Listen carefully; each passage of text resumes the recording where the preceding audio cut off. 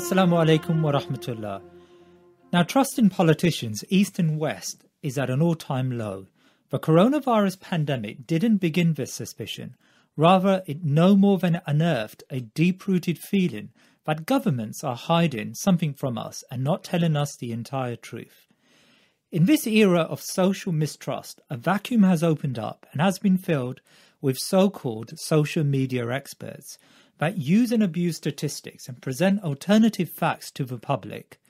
Of course, in general, everyone has a right to present expertise and knowledge, and this is a position confirmed by Islam and our history. However, what is pronounced today is the increase of non-experts that forward their views and gain an audience upon conspiracy theories and half-baked truths.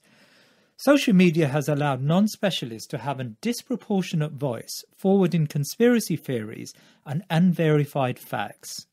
Today, I explore the facts and fiction that pervades the knowledge space with Muslim experts that offer their knowledge and analysis on our current situation. I would suggest this suspicion of expertise and the irrational response to all information damages the mind of the Muslim community. It opens us up to be vulnerable to political actors like Russia and China, but also the United States, that wishes to sow confusion and disunity within our ranks. My first guest is Dr Naveed Syed, who is a senior public health specialist working for Public Health England. He has spent the past year seconded to Pakistan, helping to enhance the public health readiness for crisis, just like the one we are witnessing today. Naveed is speaking to us today in a personal capacity. Dr. Naveed, you've spent over 20 years in public health, and you've also spent time in Pakistan looking at the public health system there. So maybe you'll be the best person to answer this question. How did we get here? Coronavirus, as far as I understand it, came from a interaction between human beings and bats in a market in Wuhan. But also there are a number of conspiracy theories that suggest that the disease came from a lab somewhere and the Chinese are blaming the American army.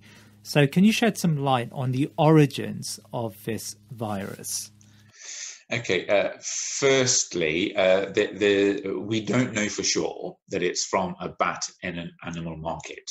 Investigations are have been conducted, but there is no conclusive proof as to the exact origin of this particular pandemic. Some early cases were linked to a live market in Wuhan, but there have been possibly other cases that predate that aren't linked to the market. But in short, from early December, we know that there was potentially a case. I remember actually seeing it on the sort of the public health radar at the end of, I think it was just after Christmas, because we get these sort of global alerts in the public health community. But just sort of rewinding it a little bit, I just needed to clarify that. And the other thing that people are concerned about, and again, in the age of social media, people talk about, well, is this something created in the lab? Is this biological warfare? The evidence suggests that this occurred naturally. There's no evidence, because people have studied the DNA of the COVID-19 causing bug, and there's, as I say, there's no evidence that it's malicious in that sense. Can you tell me a bit more about the relationship between animals and the coronavirus? Now, these coronaviruses, they tend to live in the animal population, and they don't cause disease in the animal population, and that's very normal. Sometimes when you have interaction between the human population and the animal population, these viruses that don't cause illnesses in the animal kingdom can jump over into the human population and start to cause illnesses. And how does that process work, jumping between animals and human beings? So this bug, we think, lived in the animal population and managed to, through close interaction with the human population, somehow transfer, and then it may have mutated in the individual, which allowed it to then be passed on from person to person in quite an effective way, as we've seen. So much so that within a few weeks of that, the international community was able to, WHO, classify this as what we call a public health emergency of international concern, which is where we've got to now in terms of the pandemic. And you say it's somehow transferred. Is there some doubt about how the process of transfer happened? Yes, this coronavirus is known to be sort of in bats, but what we think has happened, it's gone from a bat to another animal species, changed a little bit, and then got into the human population like that. So that's the current theory, and it may change. And we seem to be learning a lot about COVID-19. I mean, every day there seems to be additional news and information coming out about the virus. But can you tell me, why is it so contagious? I mean, we learned that there is a phase in someone receiving the virus where he or she can pass on transmit the virus without showing explicit symptoms. Partly because it's a new virus, and that's one of its earlier names. It was novel coronavirus, so it's a new virus. So it's one that the human population hasn't been exposed to before. And if it's a new infection that you haven't been exposed to before, you don't have what's called that natural immunity to defend against that, nor is there what's called the community or herd immunity that can prevent its spread. So a brand new bug that's come that is able to cause illness and be transmitted easily can then spread quite quickly through the susceptible population. And I think what has caught a lot of us by surprise is just how this disease can transmit when you're in an asymptomatic stage. I want to understand that further. How does that work? With many other viruses or other diseases, essentially, when you become ill with symptoms, that's when you generally start to pass on the infection to other people. When you, as I say, become ill and tired and coughing and sweating or feverish, that's when you are known to be able to spread it to other people. But what that does, the body's mechanism there is, it makes you ill, so you generally stay at home or you go seek medical attention. So it's easier to control that. With this particular virus, what's known is that people have been spreading it before they feel ill. So it can be 3 or 4 days before you've got symptoms that you've actually been passing it on to other people. But I suppose another element to it which makes it a very problematic virus is just how asymptomatic carriers who never show symptoms can transmit it to others. And I note that that makes even congregational prayers and Salatul Jummah extremely difficult, because you may have it but show no signs of having it. There are certain populations who are able to who don't generally show symptoms and are able to, we believe, are able to transmit it. Like youngsters, they're not showing the same symptoms that older people are showing, and there is evidence that some of them are able to transmit it as well. So that's why once it sort of gets into a community, it's much harder to control, which is why it's really important at the early stages to have this really aggressive measures of, detecting cases, treating them, contact tracing, case finding. So these are the really important ways in which we can try and control coronavirus. But this particular bug is unusual compared to other bugs because it can transmit infection before you become ill. Now, Dr. Naveed, it seems to me that we live in an age where we get information from deeply untrustworthy sources, from social media pundits, and experts like yourself are regarded as being possibly untrustworthy. Any points on how we can remedy this? I would always, get anyone I'm talking to and people who may be listening to this to go to trusted sources for information. So the World Health Organization has very good quality information about all of these things. So when there is so much that is unknown and social media develops its own sort of life, I think it's now more important than ever that people have good quality information from good quality sources. So I would go to these trusted sources and listen to the advice. So when the experts are saying what we need to do now is social distancing or physical distancing, staying at home as much as you can. And lots of people will have heard of the term flattening the curve, right? And the implications for that is that we slow the spread of disease so that healthcare systems are able to respond to those who are getting ill. Now, you're a Muslim doctor, and you can see the effect of prolonged lockdowns can have on our mind and our mental health. And we know that a vaccine may be some time away.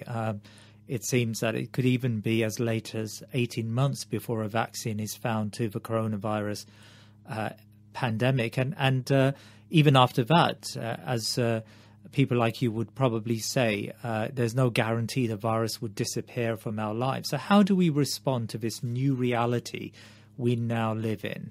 Yeah, that's a really good question, and thanks for asking that. I mean, I suppose the place where I would start is that what we see happening is obviously outside of our control. The disease, its spread, and how it's manifest, we would take that as being part of the qadr of Allah. And so our interaction with that environment, we need to go back to understanding the areas of life that we control and the areas of life that are outside our control.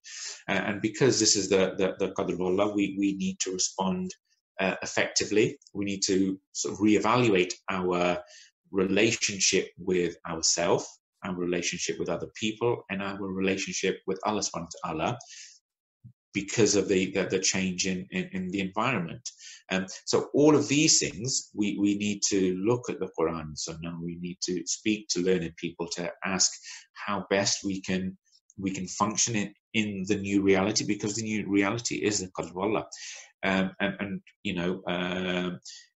Going sort of back to, there's the famous hadith of Safina, where the people on the boat, the people on the lower deck of the boat and the upper deck of the boat, and the relationship that they have is one that is really important in this situation. Is if a few people at the top of the boat don't realise that they have responsibility that is equal to the people at the bottom of the boat, where the water's leaking in, then everyone suffers.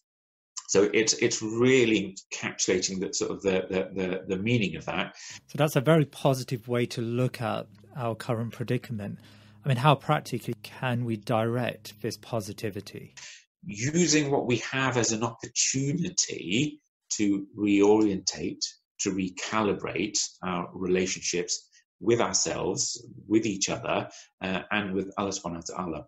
So we are put in this situation when we need to, be positive and make sort of the most of that, and develop a stronger relationship with Allah subhanahu wa ta'ala. Be more careful about what we do, but also not to abandon our social responsibility. We may not be able to, or we're not encouraged to go to the mosques in Jama'ah, because we can spread that around, and there is precedents from Islam around how to function where you've got diseases or plagues. What is the social responsibility? So it's being aware of those things and know that every action that we do, if we do it with the right reason and the right intention, could be an act of worship. And in fact, in certain situations, the scholars argue that you get more reward for not praying in Jama'ah and going to the mosque than, in this situation, than you would going to the mosque, because you're putting other people at harm. So a Muslim needs to make the most out of this crisis. Allah's providing us an opportunity. He's creating a different set of variables and circumstances, and just seeing how we respond to those things.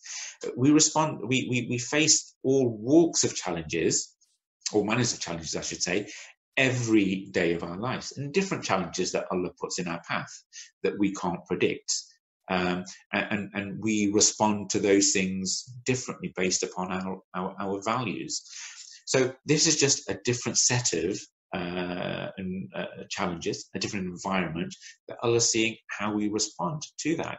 And we need to take that opportunity positively and work with it, and again, so it's not, and it's not it's not seen as a negative thing. It could be a very empowering thing where we are able to recalibrate. We are able to, reorientate our thinking, our value system, realizing things that are important. If there are individuals who are very secular in their outlook or very driven by material wealth, or those that are driven by popularity, fame, social interaction, and all of them are being forced in a different environment, then it's how we respond to that challenge. If in a year's time we're back to where we were as individuals, then has anything really changed? My next guest is Dr. Imran Waheed, and he is one of many doctors in the UK that are currently dealing with the crisis and how it's unfolding. So I asked him about these conspiracy theories and Facebook experts and how they're contributing to this pandemic crisis in a negative way. Now, Imran, one of the conspiracy theories, or one of the arguments used by some who suggest that a lockdown was unnecessary here in the UK and across Europe and across the world, is the herd immunity argument, the notion that the virus can spread within the population, and if a great number of people who are not going to be harmed by the virus, if they are able to naturally receive the virus, and you shield the vulnerable people in the population, you're allowed to then continue economic life. And some have argued there must be an ulterior motive, because this is the obvious way to deal with the virus.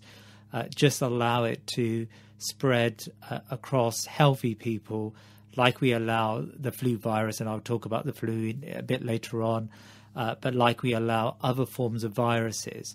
And so you create this natural herd immunity. And I suppose naturally the virus would die away from the population because too many people carry the virus. I mean, how would you as a doctor tackle this notion of herd immunity? The problem is natural herd immunity, which is achieved through infection, kind of rather than vaccination. That can be quite challenging, because if you have an infection kind of just spreading through the population, I can't remember if that's the term Boris used, but if you let the infection just spread throughout the population, you can end up with a very high rate of serious illness and death, and then actually healthcare systems become overwhelmed well beyond their surge capacity. Even in developed countries which have high incomes, it's very unusual to pursue herd immunity other than through a vaccination program. And even when you have vaccines available, you can't always achieve herd immunity, because some viruses, for example, like the seasonal flu, they mutate quite frequently, so they can evade the body's immune response. So immunity doesn't always last forever, and that's why people end up having to have a flu jab, every single year because the particular strain of the virus, changes. So why, Imran, do people believe in your view, in these conspiracy theories, and why are people so gullible, and why do they accept the various social media messages that does the rounds and have been doing the rounds in recent days? I mean, let's take a common stat that's sent around about flu and influenza, and how influenza kills more people than COVID-19, and we don't close down the economy and close down society and have a pretty punitive lockdown as a result of the flu pandemic. So some of them appeared to be of the view that actually this is very similar to any seasonal flu, like influenza. And I think that was, a view which even a lot of doctors held. So I don't think it's surprising that there are some who are of that view. Now, it doesn't seem to be borne out by, what we've seen now, what we've seen in China, what we've seen in other European countries now, in Italy, in Spain. It's significantly more contagious. The mortality seems significantly higher. There's no vaccine, there's no treatments other than kind of supportive treatments like oxygen.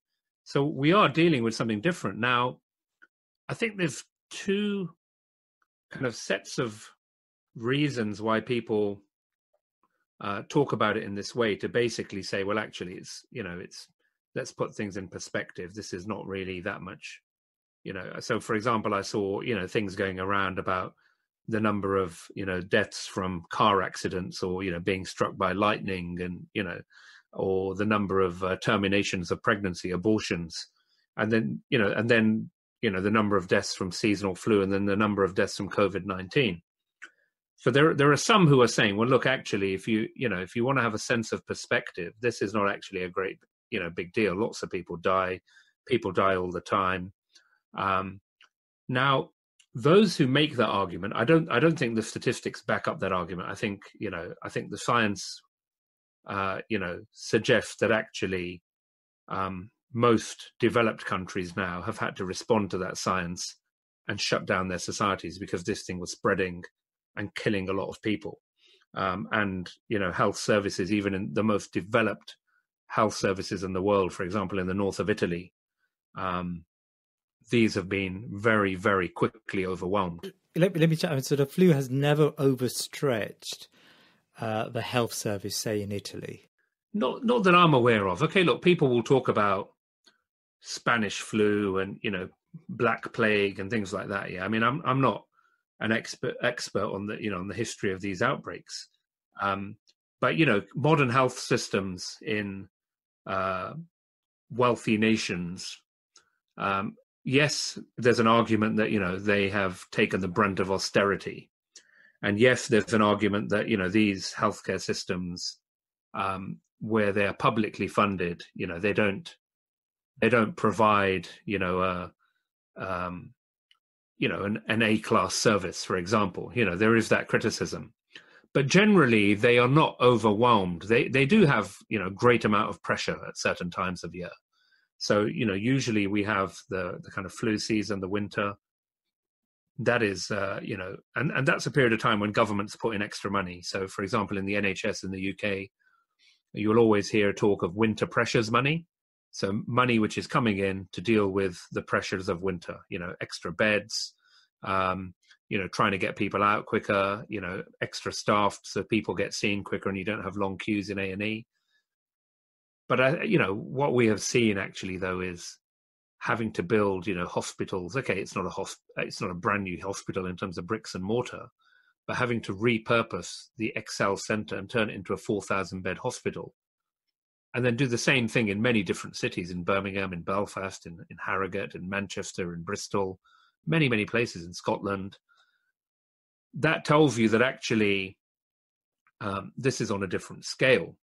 Now, there's the discussion for those, my view, those who say, well, actually, so I was reading something, I think, in The Spectator magazine, And then we've seen others, people like Lord Sumption, have written in the Sunday Times just this week, I think.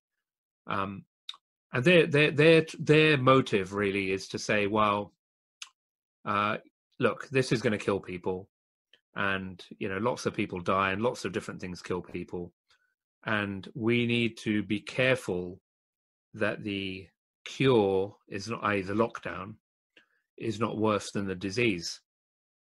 And their argument is that you're going to completely destroy the economy. So this is a political argument, and obviously any state, any society needs to get the expert advice from virologists, from epidemiologists, from their chief medical officers, and then the politicians have to decide, what can they take? How many deaths can their society stomach? What level of adversity? And on the other hand, how long a lockdown can they tolerate? How many businesses will go bust? How many individuals will go bankrupt? And then on top of that, how many people will, develop depression, anxiety, other physical health problems, cardiovascular disease, for example. So there is that wider equation. So some people's motive for saying, well, actually, we've got to have some perspective, is kind of an ideological, political, economic motive, if you see what I'm saying. But they're trying to say, well, look, yeah, this is bad. Lots of people are going to die.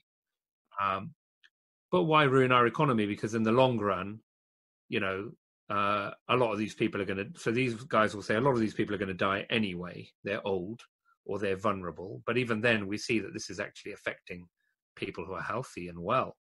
And flu can, affect people who are healthy and well. But for flu, at least, we have vaccines and treatments and a long history of dealing with it. So that's one possibility for why people kind of latch onto that. The other possibility of it is almost like as you say, the kind of conspiracy theory. So I've seen people post a photo, or video footage of, hey, look, guys, I'm at this hospital in New York, and they're saying that, the hospitals are completely overrun with patients. But look at this place. There's no one here. Look, it's empty. So what's all this about? That means there's something going on here. Why are we shutting down the economy? There must be people who are benefiting from this. So yeah, I mean, it's not really based on evidence. They're just saying, well, this is weird. Why would capitalist states completely shut down their economy in such a way? I mean, Imran, I sent out a message to my friends and family on WhatsApp to urge them to verify messages before they send it out on their WhatsApp distribution list. And one brother responded by saying, well, that would mean that you're just going to lap up, you're going to accept the arguments of a government, and the government lied over WMD, and they are likely to lie here, and here you go, here's a theory, and that theory is X. And it seemed to me that the theory was not founded on any credible foundation, but this person felt it necessary to tell me about an idea that he had conjured up, presumably through the ether. The point is, conspiracies generally become, a matter of faith rather than something that can be, proved or disproved. So you end up getting this kind of, if you get into a discussion about these things, the discussion tends to become very circular. And a number of Facebook posts have been going around describing the death rates this year in comparison to death rates in previous years. And I suppose they're trying to imply through these comparative statistics that the number of people that are dying is not abnormal at this time of year. People die and people die every year. And so governments must be trying to exaggerate the claims of COVID-19 for an ulterior motive. What we know is that for COVID-19, the number of severe and critical infections, so severe infections are those that kind of require oxygen and hospitalization. Critical are those that require ventilation. So the number of severe and critical infections for COVID-19 is significantly higher than what is observed for flu. The other issues are that mortality for COVID-19 appears higher than for influenza, especially seasonal influenza. So, I mean, the mortality of COVID-19 is still going to probably take some time to fully understand. But what the World Health Organization have said is that the crude mortality ratio is between 3 to 4%. So that is the number of reported deaths divided by the reported cases. And for seasonal influenza, the mortality is usually well below 0.1%. So significant difference. And also, you know, the figures we've seen come out of Italy already, they show significant excess mortality. So if you compare March 2020 with March of previous years, so for example 2015 to 2019, you'll see a significant difference. You will see that you have much higher mortality, it appears. So there is, because the issue really is there excess mortality? There are more people dying than would usually die in March. And the answer to that is, you know, resoundingly yes. So, you know, if you look in the Bergamo province of Italy, the average deaths in March in the last few years, so 2015 to 2019, is probably about the 1,000 mark. But the overall deaths in March 2020 was, you know, somewhere above 5,000. That's overall deaths, yeah. So that doesn't. So that's not looking at cause, yeah. But okay, has there been like an earthquake or a volcano, or did lots of people have road traffic accidents, or, you know, was there an outbreak of food poisoning? What has killed an extra 4,000 people in March 2020? The confirmed cases in that province are probably just over 2,000. So they don't account for the discrepancy between the average deaths and what we've seen this March. So probably there are excess deaths which are due to coronavirus, where, you know, especially where you have community deaths, where you haven't got testing. Well, in the UK, the ONS released to the week ending 3rd of April that there are 6,500 additional deaths in the UK. And the ONS argued that it's the highest spike, highest rise in weekly deaths they've ever seen since the ONS began recording weekly deaths. And I think we've got to be careful about anecdote. But, you know, on the front lines of the NHS, you know, wards, intensive care units are full of people. There's some who will say, well, you know, some of these people may have tested positive for COVID-19, but they're not dying from COVID-19. Yeah, so look, yeah, fine. If for example, somebody's got COVID-19 in the community and then they go swimming and they drown, you know, the death certificate is not going to say COVID-19. The death certificate is going to say drowning. Yeah, so but that will take a bit of time to come through. So at the moment, yes, if that person drowned and died in hospital and had tested positive for COVID-19, they will come in those daily figures, because those daily figures are the deaths of hospital inpatients who have tested positive for COVID-19. But I can tell you, I mean, the overwhelming consensus among doctors is that, you know, the vast majority of those people who are coming in those figures are dying from COVID-19. These are people who have got respiratory problems, who have been admitted to hospital with the classic symptoms of COVID-19 and who are dying. And there's many more in the community who it will take more time for them to seep into the statistics. I suppose what is also troubling is many Muslims who may be community activists and who may be in responsible positions in the Muslim community are very ready to embrace these conspiracy theories and to very, very openly talk about them and entertain those people who we don't usually entertain, who may have theories and ideas which are totally against reason and rationality. How should we assess the motivations of such people? Yeah, I guess it's hard to know the motive, if I'm honest. I mean, if you've got that's what I'm saying. I can understand the motive on the right. On the right, the motive is to say, well, actually, guys, you're going to completely destroy our economy for something which isn't actually that bad. But if you have an Islamic thinker, and somebody who wants to see, Islam in state and society, what's your motive? Your motive actually is, okay, perhaps you want to look at the response of the Muslim countries and to criticize their response and to talk about how, the rulers in the Muslim world haven't looked after the affairs of people properly. Perhaps you would want to articulate how in an Islamic system you would have responded in a different way to either the rulers in the Muslim world or, the developed economies of the West. So, I mean, your motive in understanding this issue should be kind of in a very neutral, unbiased way, trying to understand the science, the medicine. And I would say people should do that not from me, but from, there are lots of experts in virology and public health and epidemiology. There are many.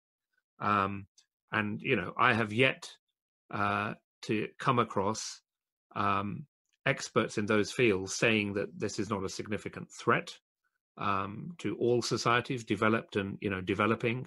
I've not come across experts, who feel that what is being done is, over the top. In fact, you come across a lot of expertise in the West amongst, epidemiologists and public health doctors. That criticize the government, exactly, right? Who are very critical, who are saying, well, actually, when I caught a flight in Lahore in Pakistan, my temperature was checked 5 times. And when I got off the flight, my passport was checked 20 times. Well, exactly.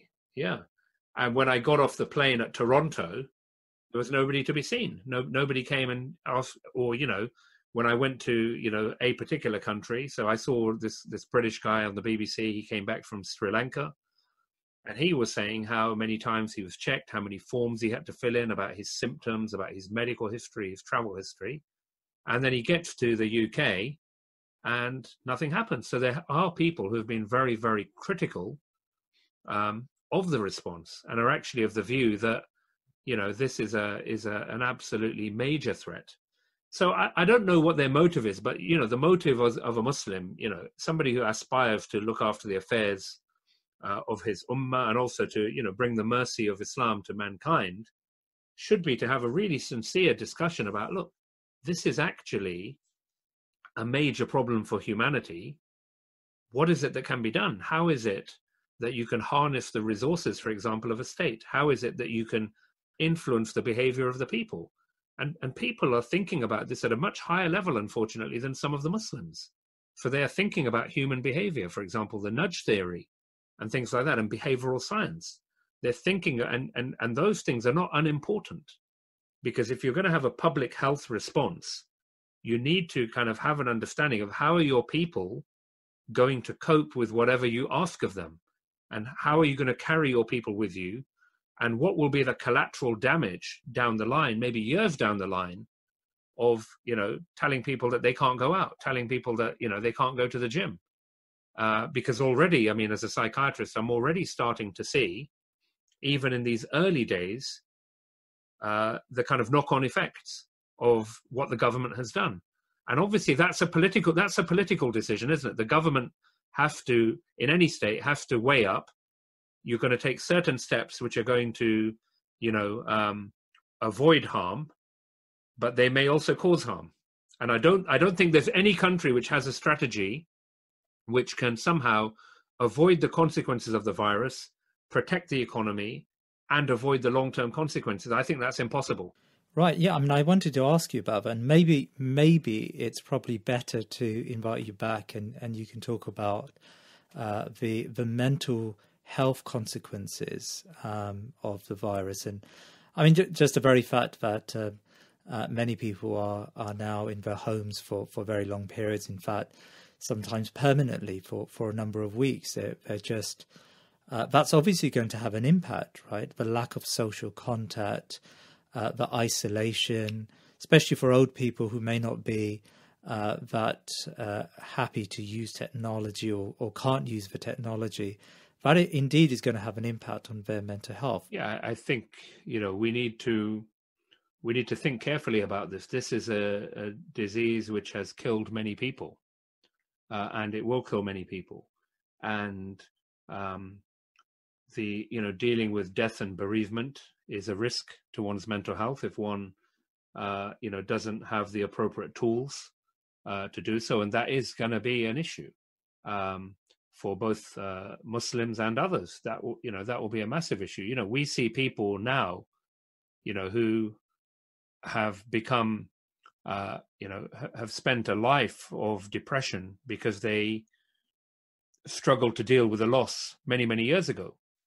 Now, we are hearing of cases where, husband and wife are both ill, both in intensive care, brothers both ill, both in intensive care. So this thing will affect families. So, the death of a young 13-year-old, that has profound consequences. And the family couldn't attend the funeral. Exactly. Right? And that's the other thing. So they always talk in mental health. And yeah, I think you're right. It's going to be a big topic. But you talk about things like closure. Those things are very important. And obviously in Islam, Islam defined, set periods of mourning as an example to try and give to bury the dead speedily, to bring about rapid closure.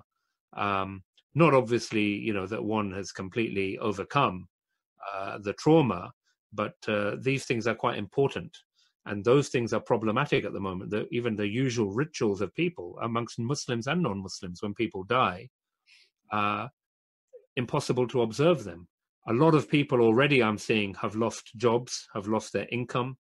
That is affecting them. And that is, we know that unemployment and austerity are linked very closely to suicide. So if you were to plot unemployment rates over the last 100 years and suicide rates over the last 100 years, it would follow a very, very similar trajectory. Yet, Imran, we get messages from Muslims who say that, depression and mental illness is a fabrication and it's not made up. It's made up, and it doesn't have any real basis in empirical study.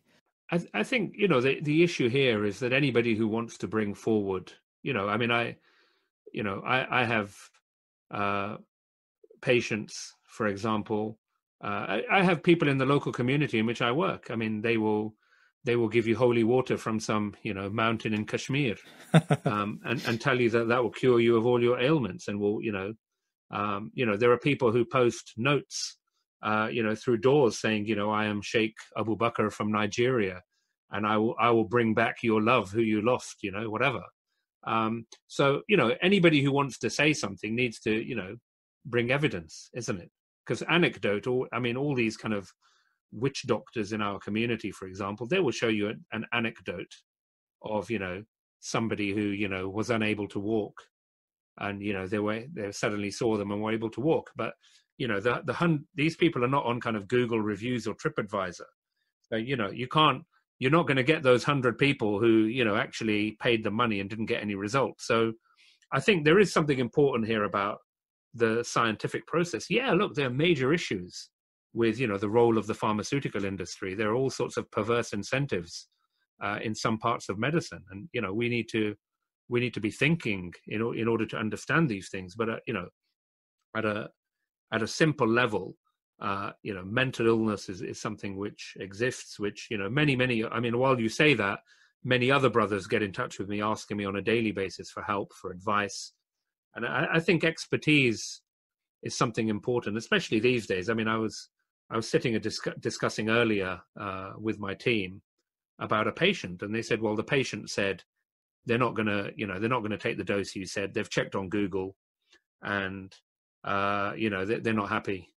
And I said, well, that's okay then. Why do I need to carry on treating this particular patient? If they feel competent, that they've checked on Google, and that they can manage their own health, and they don't need my expertise, that's perfectly fine. But yeah, look, we want people to be informed. And it's really good as a doctor to come across patients who are well informed, who have studied things, who are challenging, who come back with, critical views and say, well, actually, I don't want to take an antidepressant because I think, my problems would be better solved by doing something else. That's really good and should be encouraged. But we've got to be careful. People, there are a lot of charlatans out there. And let's be honest, WhatsApp and Google have made, everybody's auntie has become an expert in virology in the last few weeks. But I suppose when we look at expertise, there's one thing being informed, and when you're informed about, say, your own personal health, then you're going to make wiser decisions about your diet, and you're going to, that's one thing. But being informed doesn't make you an expert. I think the issue is people need to think about consequences. So, look at the situation of Sweden, where people were holding this up as a great liberal democracy where people are mature, and you can tell them, you can give them advice. You don't have to lock them down. You don't have to have tough measures. But now, the number of deaths is accelerating very, very fast in Sweden. And I would like to see those people who were saying, well, Sweden's actually a good example. People were saying that a week or two ago, saying, well, Sweden isn't taking this pandemic seriously. Whereas, the Prime Minister today has said, well, we're going to have a lot of people who are dying, and we need to prepare for thousands of deaths. And there's now a backlash. And I think thousands of doctors and academics have signed a petition now urging tougher action. And one scientist accused Sweden of playing Russian roulette with the Swedish population. And I think that, if you're sending something out which is not your kind of expertise, and you don't have the knowledge or the experience to verify that what is being said is accurate, then I think you've got to be careful, because you could be playing Russian roulette. Because, for example, you may say to people, well, actually, you can go and pray Jummah, and only those people who are old and have got respiratory conditions should stay away. And you can push that out widely, and then you'll get people insisting on going to pray in the masajid, and actually being major vectors of transmission, which is what we've seen. We've seen in Muslim countries like Malaysia, it was prayer meetings where, and even one of the outbreaks we have here in the Black Country, near to Birmingham, that was a church. It was a number of Christians, I believe, in a local church who continued to meet, and it seems that there was a concentration of cases which emerged from that congregation. Oh, and in South Korea, there was that church, that religious grouping, and they say the majority of the phase 1 cases came from just that one religious group. Yeah, look, in Sweden, you see, they took the view that every person should take their responsibility for slowing the spread. So they just left it to the individual, which is the view of, obviously those on the right wing, the kind of libertarian view is, leave it to the individual. The state shouldn't interfere. So, they had made the Toby Young. Exactly. But, there's many other, Toby Young is kind of on the extreme of that. Yeah. But there are many others who hold that sentiment. And you will see more of it in the days ahead as, the economic situation begins to bite. If it was felt that this is just going to spread amongst the people, and that doesn't really matter because people will become ill, but they won't need hospital admission, why open a hospital of 4,000 beds in London? Why open a hospital in Birmingham of 2,000 beds? Why close down all your surgery, which will have knock-on effects, by the way, in terms of mortality and morbidity? If you were waiting for life-saving cancer surgery, by the time all this is finished, your cancer may no longer be operable. It may not be possible to operate on that cancer. So there are major knock-on effects, no doubt. And all of that has probably got to be factored in somewhere. But why do you change and repurpose your operating theatres into intensive care units? Why have you got surgeons? In some hospitals, surgeons are nurses now. So I was reading on Twitter, an ENT surgeon, his role now is moving patients in intensive care, moving their position in the bed, because he can't operate. And that's his skill. His skill is surgery, and there's no surgery going on. So they are getting him now to help in an intensive care unit, not as an intensive care doctor, but as an intensive care nurse. So why would you do all of that if you felt that there were not going to be any extra admissions? Now, Imran, the mosques are shut and Salatul Jummah is no longer being prayed every week in the masjid. And this has exercised a number of Muslims. And we have come across some Islamic scholars and learned people who have sent out fatwa to say that, why can't we just shield the vulnerable people in society and test people at the door when they come into the masjid? And those who don't show symptoms, they should be allowed to pray Salatul Jummah. Some have said to me that, it's better that we die than if we leave our salah in the masjid. And I've heard a lot of this over the last few weeks. I have a little expertise in politics and international relations, and I often get annoyed when people make pretty daft conclusions about, which they call political analysis. But that the consequence of that analysis is pretty negligible, right? It's not going to harm someone, and so you can laugh it off and you can sort of see it for what it is. Here, the consequences are quite are potentially life-threatening. Fine, that's a scholar who just doesn't understand the reality of the world he's living in, right? And he doesn't understand the reality of this particular disease. But his fatwa is going to have a consequence on ordinary people. And I know that, I've got a family member who, after reading that, rang me up and said, you've been exaggerating this, and I'm going to read Jummah with my friends this coming Friday. And, why? And, he said to me, you're scaremongering. And, here is a scholar who's given me a proper verdict. And he was intent on praying Jummah with his mates and, getting a venue and coming together and praying Salat al-Jummah. Now that's going to have a consequence on him, but also on those people around him who he may infect. I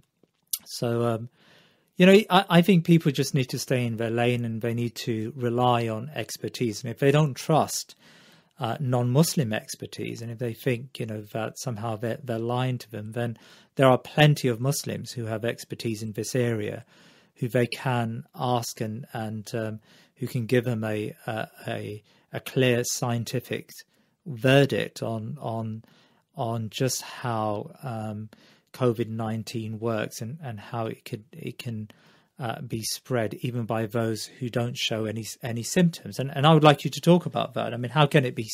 What is this argument that, in many ways this disease is actually worse than some of the other plagues and epidemics around, because you can spread it without showing obvious signs of being carriers of this illness? I mean, the issue of COVID-19 is that we know there can be, there can be people who pick it up and who have relatively mild symptoms, yet they spread it to many people, and that's a problem. It actually means that an individual who seems fit and well actually spreads it to a lot of other people who are much more vulnerable and in whom it has a completely different effect.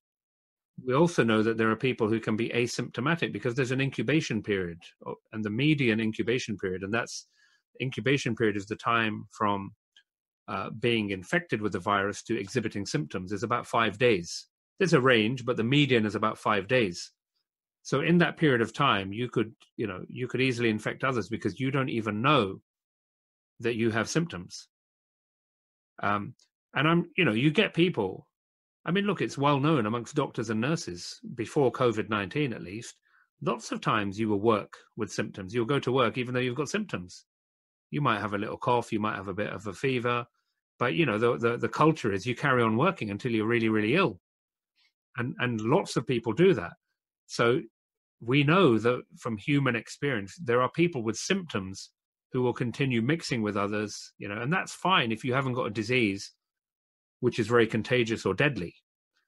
But here we're talking about a condition where you may have many, many people who go to pray in a mosque, for example, who are carriers of the condition.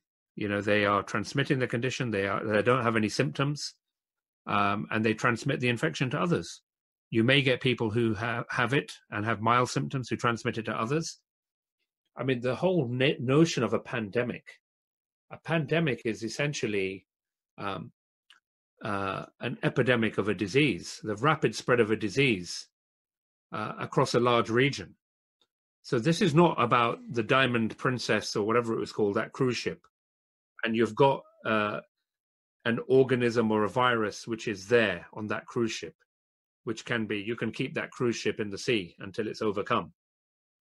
Whoever dies from it, dies from it. Whoever survives it, survives it. People on land are unaffected by it. That isn't what we're talking about. Here we're talking about the rapid spread of a disease across multiple continents.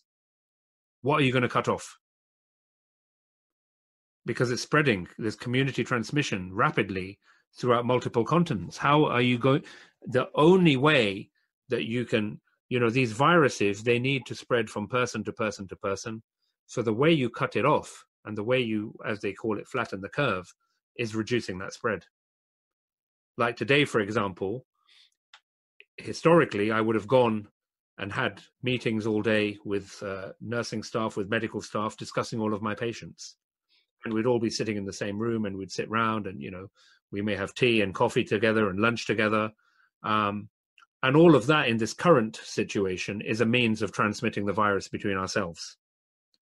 So in order to reduce that, today I've worked using, software, video conferencing, and it's worked quite well.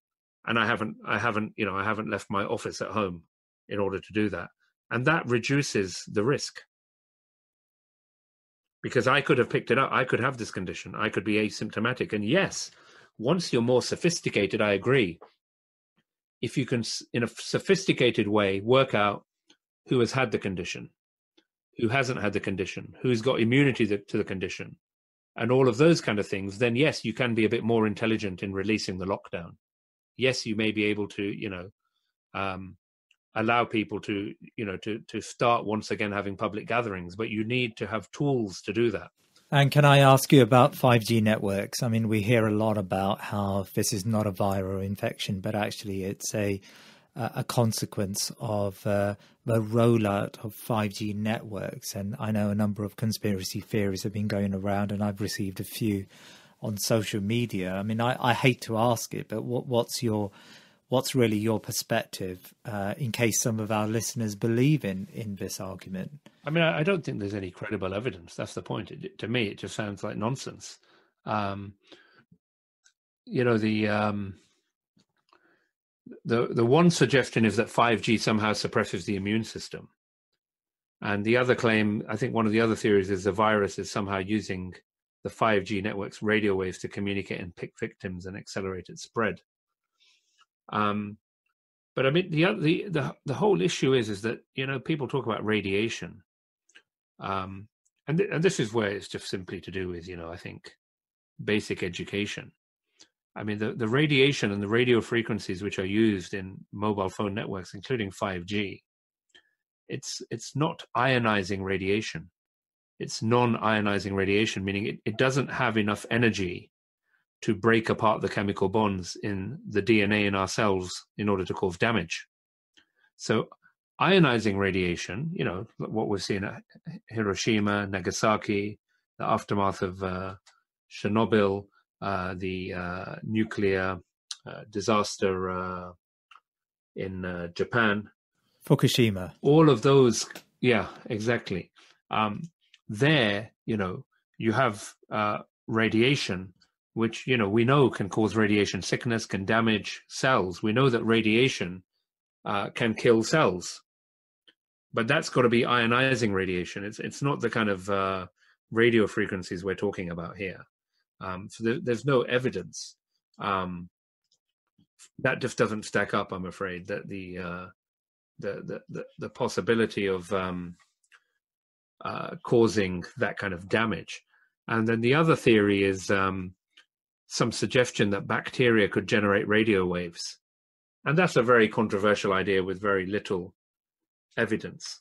And the other issue is, I mean, this COVID-19 is spreading in many UK cities where 5G hasn't been deployed, and other countries as well, like Japan, Iran, they don't have 5G technology. And some have forwarded prophetic medicines as a solution to safeguarding us from COVID-19 and even being a treatment for COVID-19. I mean, what would you say about that as a doctor? I mean, I don't think, we can say that any of these things which people talk about are a specific cure for COVID-19. We don't, I mean, the bottom line is we don't know of a treatment. That doesn't mean there isn't a cure. We know that, you know, this is a hadith of the Prophet sallallahu alaihi wasallam, that for every disease there is a cure, so seek the cure. So, you know, mankind, so this is something which is being put in the realm of man to look for the cure. And this is, you know, the pursuit of science, the pursuit of medicine. These are noble things in Islam, to look for cures, to look for medicines, to treat the ill. And that, of course, is very, very important that, you know, we do that. The things which are mentioned, obviously, in the, you know, in the Islamic scriptures, these are good things to adopt at any time, you know, in order to improve one's overall health. You know, there's nothing wrong with that, but to cite them as being specific cures for this condition or any other particular condition is problematic. Yes, you know, there are things within which, you know, there are, you know, which we know from the Sunnah, things like hijama, for example, things like black seed oil, ajwa date, honey. These things are, you know, are recommended, but, you know, we don't know of any specific evidence to say that they can cure a specific disease. Well, Jazakallah khair, Dr. Imran Waheed, and earlier Dr. Naveed Syed, and your contributions have been valuable today. Dr. Imran, would you like to leave with a final message to our listeners about COVID-19? I would, you know, advise people to, you know, follow the expertise and the medical advice, which seems to be very clear. This is, you know, a very problematic condition. Unfortunately, we don't know a great deal at the moment about, you know, some of its complications. We don't have any good, tested, tried treatments yet. So until we do, it's very important people take this seriously. They, you know, they follow the advice to kind of, you know, to socially distance and to stay at home. That's the situation we're in. And a final message to our listeners: may Allah subhanahu wa ta'ala keep you safe in these difficult times.